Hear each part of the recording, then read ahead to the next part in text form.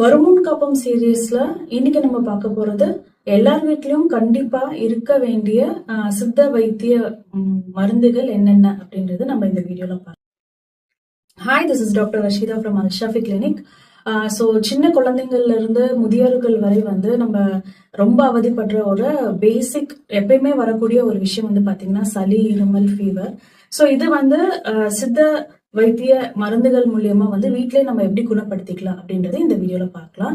So குழந்தைங்கள்ல இருந்து பாத்தீங்கன்னா பெரியவர்கள் அப்புறம் இளைஞர்கள் எல்லாருக்குமே பாத்தீங்கன்னா இந்த சளி, இருமல், நெஞ்சு சளி, அந்த நெஞ்சு சளி கோலம் மாதிரி கட்டிக்கிறது, அதுக்கப்புறம் பாத்தீங்கன்னா ரன்னிங் நோஸ் அதிகமா இருக்கும், ஆஸ்துமா, வீசிங், இதனால இம்யூன் கம்மி ஆகுறது. ஸோ இம்யூன் கம்மியா இருக்க குழந்தைகள், ஸோ இவங்க எல்லாருக்குமே எந்த வயதினரா இருந்தாலும் இந்த ஒரு மாத்திரை நீங்க கண்டிப்பா உங்க வீட்டுல வச்சுக்கலாம். ஸோ இது நீங்க கொடுக்கும்போது பாத்தீங்கன்னா ரெஸ்பிரேட்டரி அந்த பாத்வே எல்லாமே ஸ்ட்ரென்தனிங் ஆகி உங்களுக்கு இம்யூனும் பூஸ்ட் பண்ணும். ஸோ தட் பாத்தீங்கன்னா ரெஸ்பிரேட்டரி ப்ராப்ளம்ஸ் எல்லாமே கம்மி ஆகுறது நல்லாவே பாப்பீங்க.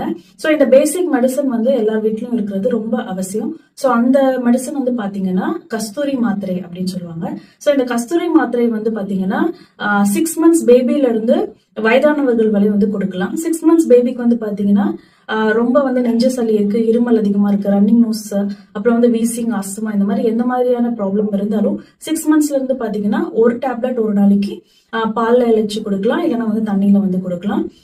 ஸோ அபவ் 12 years இருக்கிறவங்க பாத்தீங்கன்னா காலை, மதியம், இரவு 3 வேளையுமே எடுத்துக்கலாம். 12 yearsக்கு கீழே இருக்க குழந்தைங்க பாத்தீங்கன்னா காலை ஒண்ணு, நைட்டு ஒண்ணு, ஸோ தண்ணியில இல்லைன்னா பால்ல எடுத்துக்கலாம், இல்லைன்னா தேன்லயும் எடுத்துக்கலாம். ஸோ இந்த மாதிரி எடுக்கும்போது பாத்தீங்கன்னா இது நிறைய ஆன்டி இன்ஃபிளமேட்டரி, ஆன்டி மைக்ரோபியல், அப்புறம் நிறைய ஆன்டி ஆக்சிடென்ட்ஸ் கொடுக்கும். ஏன் அப்படின்னா இதுல சேர்க்கக்கூடிய இந்த கஸ்தூரி மாத்திரையில இருக்கக்கூடிய இன்கிரீடியன்ஸ் பாத்தீங்கன்னா சுக்கு, மிளகு, திப்பிலி, அப்புறம் சிற்றரத்தை, இந்த மாதிரியான இன்கிரீடியன்ஸ் தான் இருக்கும். ஸோ இது ரொம்ப சேஃபர், இதனால எந்த ஒரு சைட் எஃபெக்ட்ஸ் கிடையாது. நீங்க வேற மெடிசன்ஸ் எடுத்தாலும் அது கூட நீங்க அடிஷ்னலா இது கூட எடுத்து.